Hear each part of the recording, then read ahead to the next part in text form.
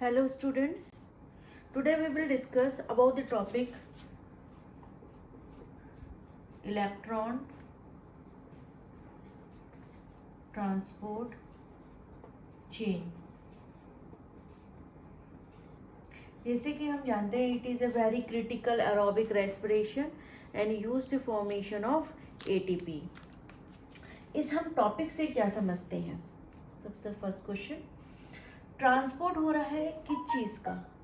Electrons का। किस form में? चेन के फॉर्म में। किस लिए? For the ATP synthesis. But ये प्रेजेंट कहाँ रहता है? Inner membrane of mitochondria. Okay,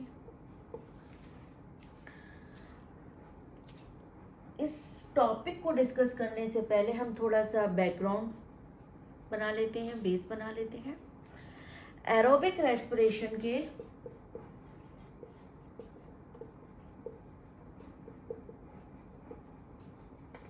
तीन स्टेप्स होते हैं, तीन steps. First glycolysis, then Krebs cycle, then etc. Okay, glycolysis से हमें 2 एटीपी मिलते हैं, ठीक। क्रेब्स साइकिल में भी 2 एटीपी जनरेट होते हैं, ठीक। इन 2 एटीपी का जो फॉर्मेशन होता है इसको हम लोग कहते हैं सबस्ट्रेट लेवल फॉस्फोराइलेशन।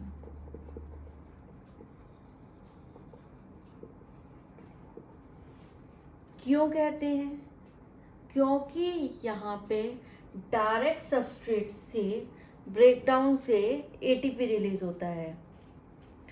यहाँ पे जो एटीपी का जो फॉर्मेशन होता है directly breakdown from the directly breakdown of substrate. ATP formation by direct breakdown of substrate। Clear? तो क्रेब्स साइकिल में क्या होता है? एनर्जी तो बहुत कम यूज हुई होती है, बट जो सारी most of the energy store होती है मॉलिक्यूल्स के फॉर्म में। किस मॉलिक्यूल के फॉर्म में? 2 NADH from glycolysis, 8 NADH Krebs cycle से, 2 FADH2 किससे? क्रेब्स साइकिल से। ओके, इनमें जो एनर्जी स्टोर होती है, जो स्टोर होती है किस फॉर्म में होती है? Electrons and hydrogen. क्लियर? और जो एटीपी का जो सिंथेसिस होता है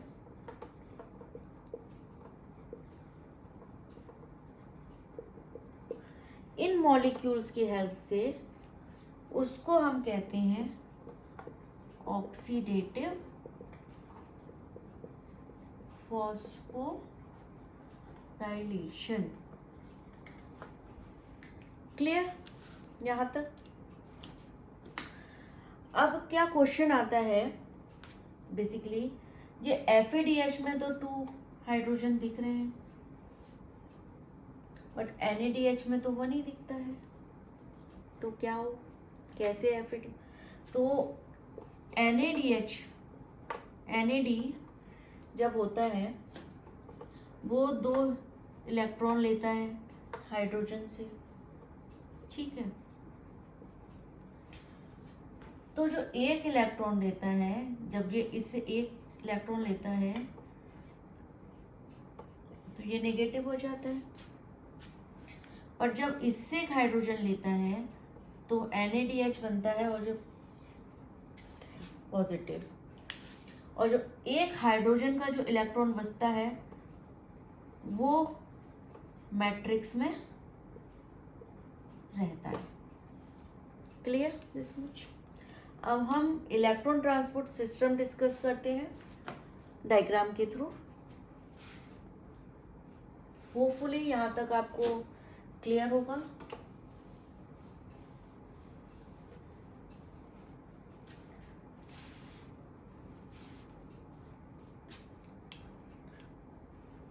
ये हमारा जो माइटोकॉन्ड्रिया का आउटर मेम्ब्रेन है। क्लियर।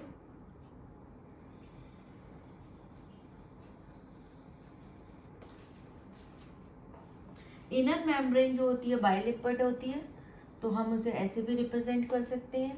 ओके, यहाँ पे हमारा मैट्रिक्स है,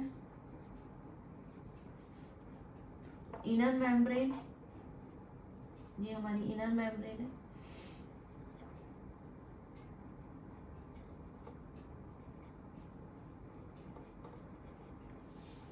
और ये वाली हमारी हो गई आउटर मेम्ब्रेन।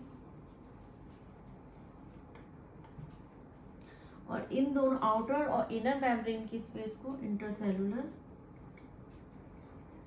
स्पेस कहते हैं। इस इनर मेम्ब्रेन में प्रोटीन्स की चेन लगी होती है जिसको हम कहते हैं कॉम्प्लेक्सेस, और इसके अंदर 5 कॉम्प्लेक्सेस होते हैं, 4 कॉम्प्लेक्सेस। जो पहला कॉम्प्लेक्सेस है कॉम्प्लेक्स 1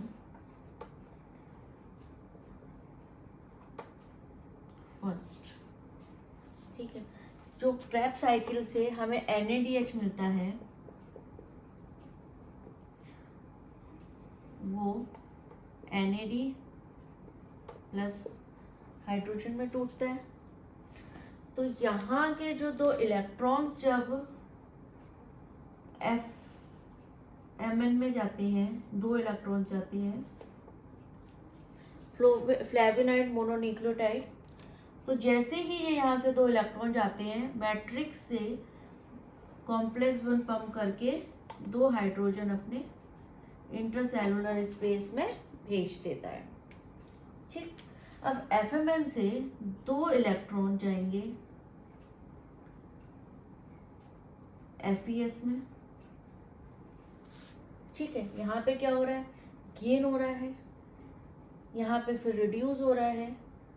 तो हमें इस इलेक्ट्रॉन कॉम्प्लेक्स फर्स्ट को हम नेम दे सकते हैं, देते हैं NaDH डी हाइड्रोजिनेस। ठीक, अब ये 2 इलेक्ट्रॉन हैं जो FES से जब ये कॉम्प्लेक्स से बाहर जाते हैं यूबिक्विनोन पे। ठीक, जैसे ही ये 2 इलेक्ट्रॉन कॉम्प्लेक्स 5 से फर्स्ट से निकलते हैं, ये 2 हाइड्रोजन और पंप करके इंटरसेलुलर स्पेस में फेंक देता है, पास कर देता है। ओके, अब ये 2 इलेक्ट्रॉन जब यूबिक्विनोन के पास जाते हैं तो यूबिक्विनोन क्या होता है, नेगेटिव हो जाता है। ठीक, यूबिक्विनोन नेगेटिव हो जाता है तो वो नेगेटिव रह नहीं सकता, अनस्टेबल हो जाएगा। तो अपने आप को पॉजिटिव करने के लिए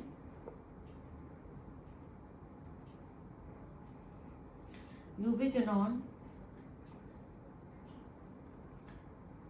नीचे से मैट्रिक्स से 2 हाइड्रोजन ले लेगा। ठीक, और जो 2 हाइड्रोजन ले लेगा तो ये एक कॉम्प्लेक्स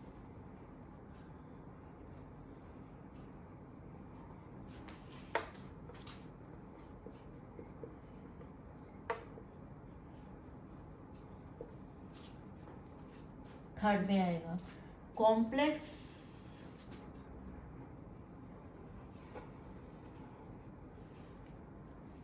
सेकेंड, कॉम्प्लेक्स थर्ड जो बीच में होता है कॉम्प्लेक्स फर्स्ट और सेकेंड के, ठीक।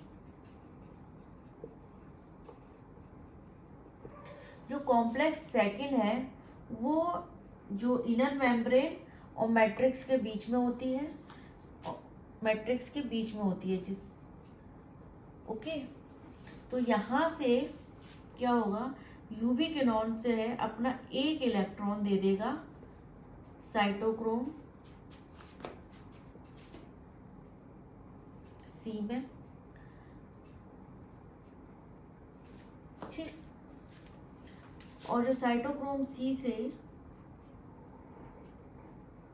और जो उसी टाइम पे जब ये इलेक्ट्रॉन अपना साइटोक्रोम सी में देगा तो अपने ये दो हाइड्रोजन ये पंप करके यहाँ पे इंटरसेलुलर स्पेस में हाइड्रोजन को दे देगा, ओके। अब क्वेश्चन ये आता है, यूबिक्विनोन ने 2 इलेक्ट्रॉन तो लिए थे पर ये पास करता है एक ही इलेक्ट्रॉन साइटोक्रोम में, एक इलेक्ट्रॉन कहाँ गया? एक इलेक्ट्रॉन क्या होता है, ये अपनी खुद की एक साइकिल बनाता है, यूबिक्विनोन अनस्टेबल हुआ, H2 इसने मैट्रिक्स से लिया, मैट्रिक्स से फिर ये यूबिक्विनोन में गया, तो ऐसे ये साइकिल एक अपने आप में चलती रहती है और बिजी रहती है। तो ये जो प्रोडक्ट बनता है इसे हम कहते हैं रिड्यूस्ड यूबिक्विनोन, जिसको हम यूबिक्विनोल भी कहते हैं, ठीक। अब कॉम्प्लेक्स थर्ड से पहले हम कॉम्प्लेक्स सेकंड में आते हैं। कॉम्प्लेक्स सेकंड में क्या होता है,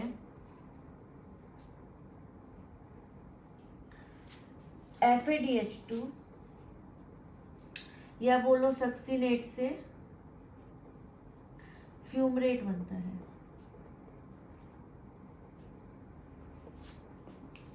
ठीक। आपको याद होगा क्रेब्स साइकिल में, जो क्रेब्स साइकिल होती है मैट्रिक्स में, यहाँ पे सक्सीनेट एसिड से फ्यूमरेट बनता है और FAD से FADH2 बनता है, ठीक है। तो सक्सीनेट से फ्यूमरेट जब बनता है तो हम इस कॉम्प्लेक्स को बोलते हैं सक्सीनेट डिहाइड्रोजिनेज। यहाँ से क्या होता है, हाइड्रोजन कोई भी पंप करके इंटरसेलुलर स्पेस में नहीं जाएगा, इसमें क्या होगा, ये डायरेक्टली अपने इलेक्ट्रॉन जो हैं 2 इलेक्ट्रॉन FAD को देगा, FAD अपने इलेक्ट्रॉन्स FES को देगा और अपने FES जो है इलेक्ट्रॉन 2 इलेक्ट्रॉन यूबिक्विनोन को देगी, ठीक है। यूबिक्विनोन नीचे से अपने हाइड्रोजन पंप करके अपने आप को UbQH2 बना लेगा, ठीक। इतना क्लियर। और इसका जो एक इलेक्ट्रॉन है वो अपनी साइकिल में यूज करेगा और एक इलेक्ट्रॉन वो देगा साइटोक्रोम सी को। जब वो अपना एक इलेक्ट्रॉन साइटोक्रोम सी को देगा तो यूबिक्विनोन अपना H2 पंप करके कॉम्प्लेक्स सेकेंड थर्ड्स में अपना इंट्रासेलुलर स्पेस से बाहर कर देगा, ठीक। अब साइटोक्रोम सी के पास इधर से भी इलेक्ट्रॉन आ गया कॉम्प्लेक्स फर्स्ट से और कॉम्प्लेक्स सेकंड से भी आ गया, फिर जो साइटोक्रोम सी से जाएगा ये FES में इलेक्ट्रॉन पास करेगा, FES से इलेक्ट्रॉन पास होगा साइटोक्रोम C1 में, ठीक। अब ये इलेक्ट्रॉन जो है मोबाइल कैरियर जो इनर मेम्ब्रेन की आउटर मेम्ब्रेन के ऊपर रहता है, साइटोक्रोम C, ठीक। ये इलेक्ट्रॉन इधर गया, साइटोक्रोम सी। ओके, तो कॉम्प्लेक्स थर्ड का नाम है साइटोक्रोम BC1। ओके, अब ये जो इलेक्ट्रॉन्स हैं साइटोक्रोम सी जो मोबाइल कैरियर के थ्रू है, ये इलेक्ट्रॉन जो है पास करेंगे नेक्स्ट कॉम्प्लेक्स में, जिसे हम कहते हैं कॉम्प्लेक्स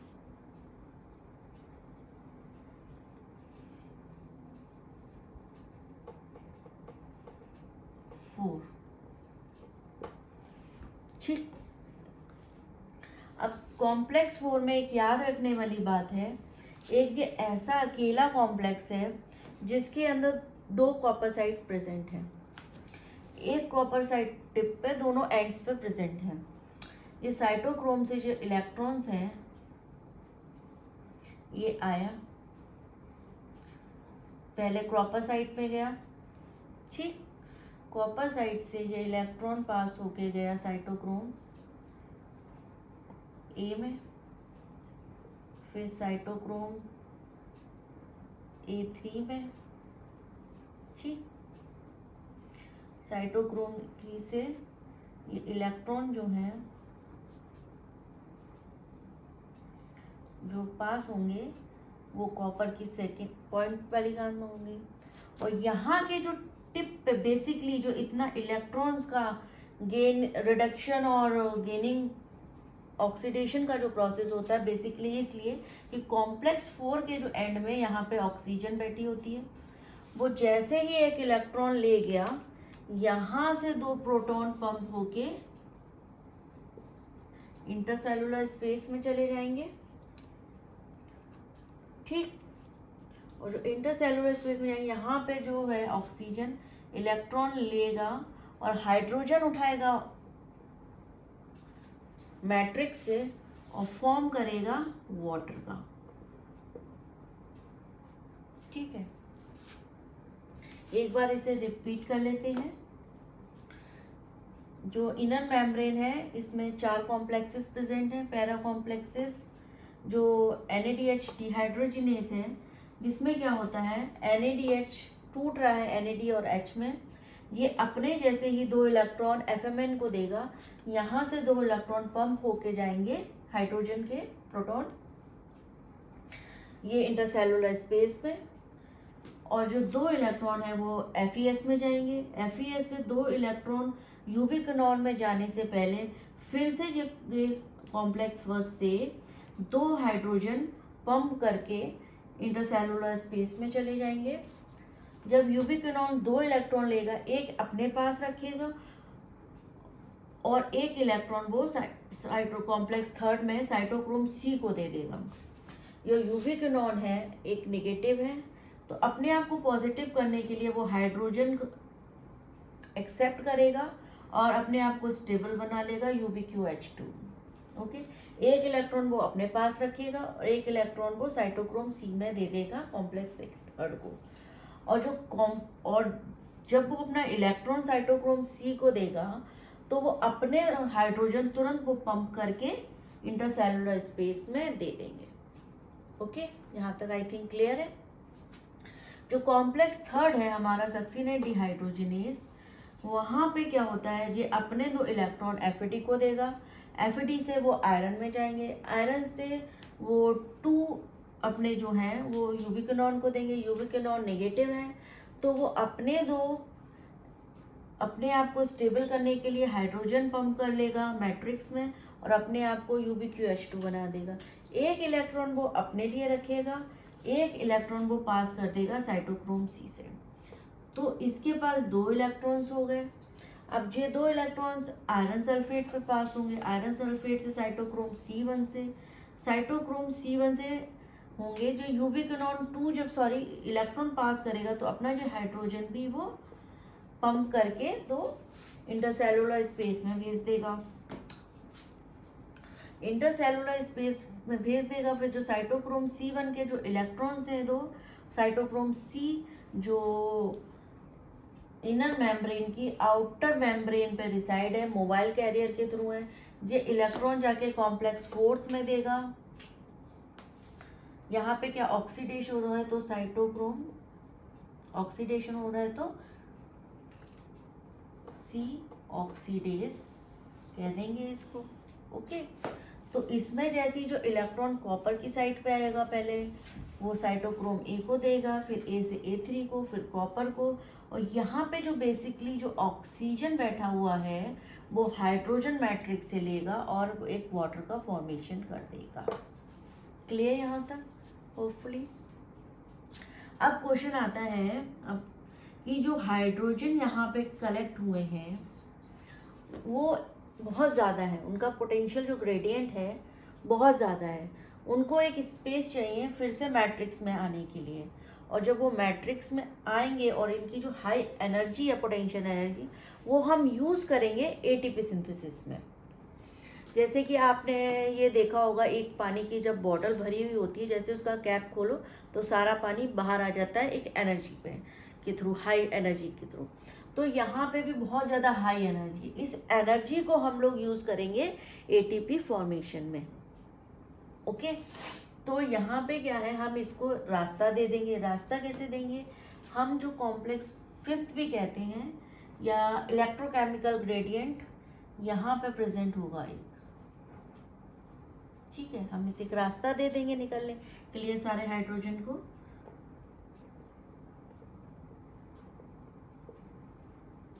ठीक है, तो ये जो हमारा इतना पोर्शन उसे हम कहते हैं F0 और इसको हम कहते हैं F1। यहाँ पे इस पोर्शन में होता है एटीपी सिंथेसिस, एंजाइम बैठा होता है, इसका बहुत बड़ा रोल है। जैसे ही ये हाई पोटेंशियल एनर्जी के थ्रू इसमें आएंगे, इसको हम कहते हैं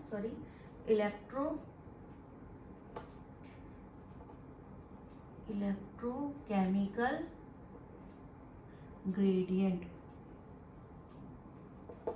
ओके, अब ये जब हाई एनर्जी में आएंगे इस ग्रेडियंट के थ्रू, ये यहाँ से पास होके और जो यहाँ के टिप पे जो एटीपी बैठा हुआ है ये यहाँ से फॉस्फेट लेगा मैट्रिक्स से और फॉर्मेशन कर देगा एटीपी।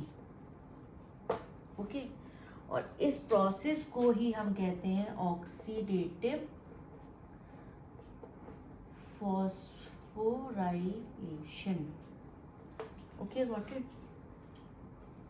जितने बेसिकली जो इतना बड़ा जो हो रहा है इलेक्ट्रॉन और प्रोटॉन का जो गेम हो रहा है, बेसिकली इनकी एनर्जी इकट्ठी करना है और उस एनर्जी को हम लोगों को यूज़ करना है एटीपी के फॉर्मेशन में। एटीपी क्या है, एनर्जी। ओके, होपफुली ये टॉपिक आपको अच्छा लगा होगा और समझ में भी आया होगा। Thank you.